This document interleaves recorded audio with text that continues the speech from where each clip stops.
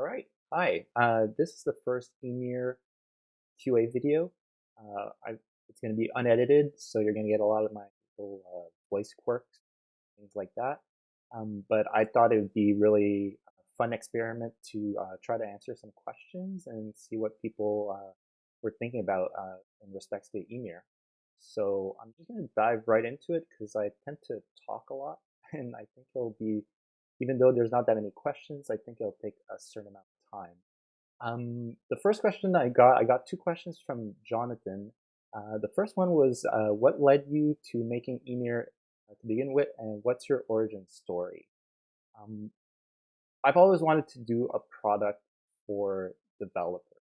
Developers are people.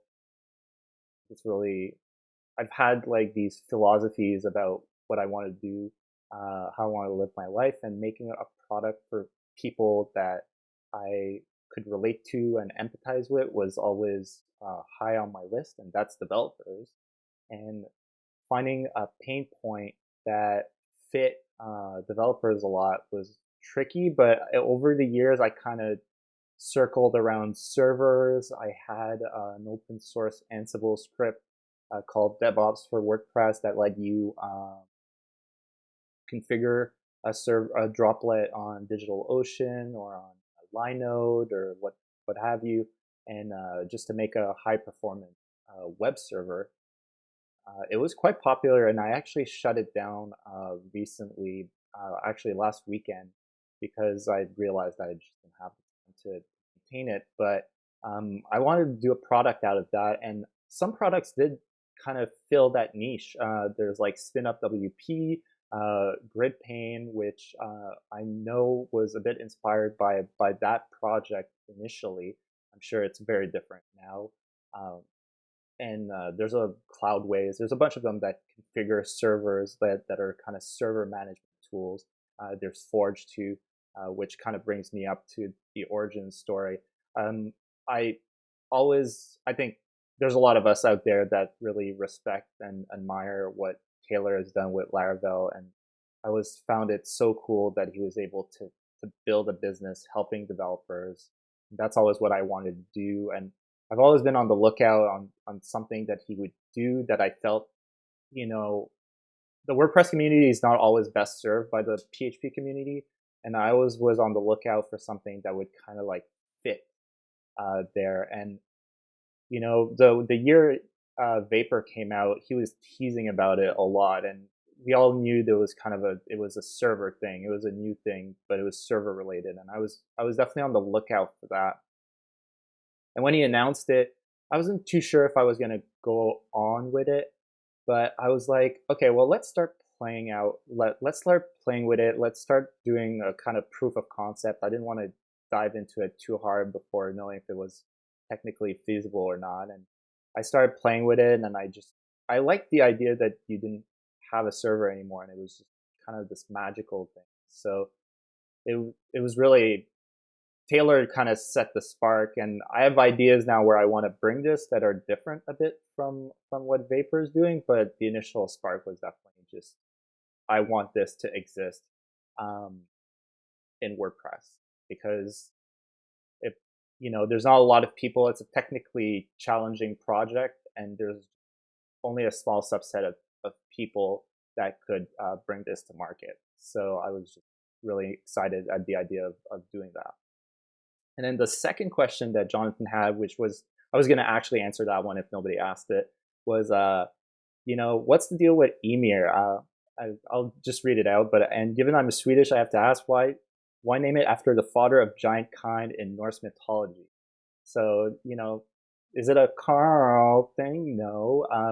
There's actually a bunch of decision processes that came to deciding Ymir. Brand wise, I wanted something short because it was going to be a CLI tool, so I needed something that was going to be short, easy to type out. Emir was short and easy to type out, so that knocked one out. I also wanted something that the name wasn't taken to.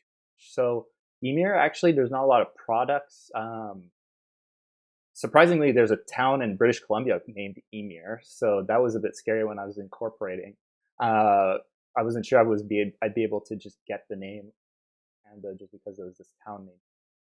But I also wanted something that didn't have WordPress in it, because although it's a WordPress product, I'm pretty confident it's not always going to be just a WordPress product. So I just didn't want to have like something with WP.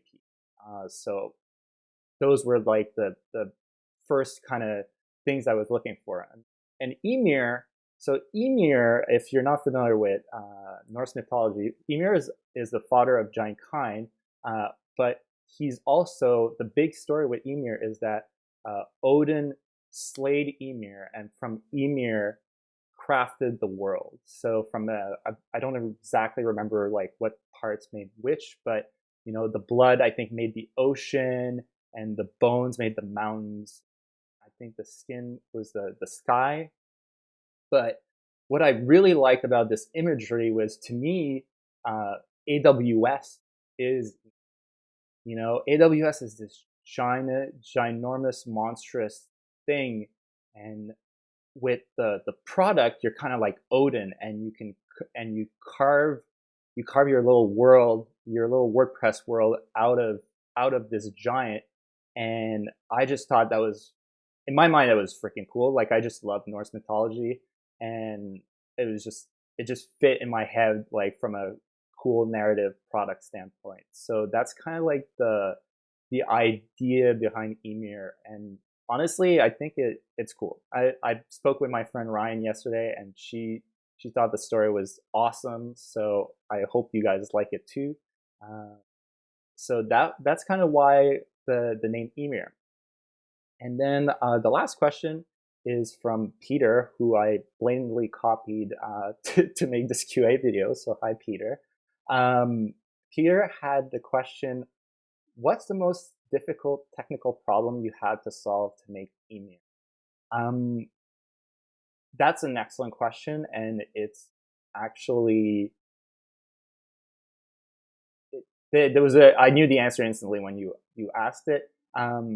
It's the WordPress media library. So WordPress is a really old piece of software, and it's really baked in the assumption that there's a server there. If you upload files, they're going to get uploaded to a server. But with Lambda and serverless, you can't do that. I mean, there's a server per se, but the server is ephemeral, and you can't really count on uploading something to it and just having it stick there. It really needs to not hit AWS Lambda. So the challenge was, and I think it took me like a good 2-3 months of development time to solve, and just figure out how I was going to solve it, was I needed to make sure, one, that the media library does not upload a file to a server. So I need to make sure that this doesn't happen. So I needed to take over a good chunk of the logic in the media library that handled that, and contact S3. So the way S3 works for uploading, what you want to do to be extra secure is you need to get a pre-approved URL, which they call a signed URL. And using that URL, you can upload, which usually has a window. You can control it, but I think I put it at 30 seconds, maybe a minute. Yeah, basically the URL is valid for that long. And within that window, you need to upload the file, and with that specific URL. So I needed to hijack the media library to do that. So that was the first step that was hard. And then from there, the file would be on S3 now, but it wouldn't be processed. So I needed to add all this extra work. That's all done via WP CLI to just process the file, like create all the different sizes and all that stuff, because it would just take too long. And Lambda doesn't have a time limit, but the API gateway has a 30-second time limit, which was just too slow if you uploaded a really big file. Like, even it timed out at a couple of megs. So that was just no good. So I had to also rework this entire process, so that the files would get properly processed, properly made into all the different sizes transparently, so you wouldn't even know. Like you use the really important thing for me was that it was transparent. So you just use the media library and you won't know that this is happening because it's all it's all taken care for you in the background. But it was just a lot of work technically to get it working, and there were a couple of times during the process that I was like, maybe I hit the limit, maybe I can't do this, but eventually I got it working, and it's not 100% working, so it doesn't work yet with the media block in Gutenberg. So there's like two ways to upload medias, and uh, you can do it through the media library. That will work, but it still doesn't work with that because I'm just not an expert enough in Gutenberg or React to figure out if I can hijack that and fix it. So if you're a React or Gutenberg expert and you know if I can do that, that'd be super helpful. But yeah, that was a really hard technical problem because although there's a lot of plugins that deal with S3 uploads, Delicious Brains has one, for example, and Human Made has an open source plugin too that does it. A lot of the way that those plugins work is that they work by syncing the files to S3. So you still upload them to a server, and then they get sent to S3, but you couldn't do that. So while that might seem like a solved problem from the point of view of like like I've used this plugin, I know we can do this. It wasn't solved in the sense of like from an architectural standpoint, and that was like hands down the hardest part.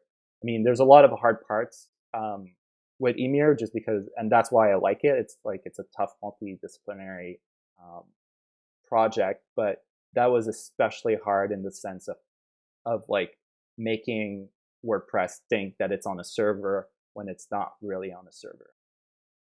That was hands down the hardest problem.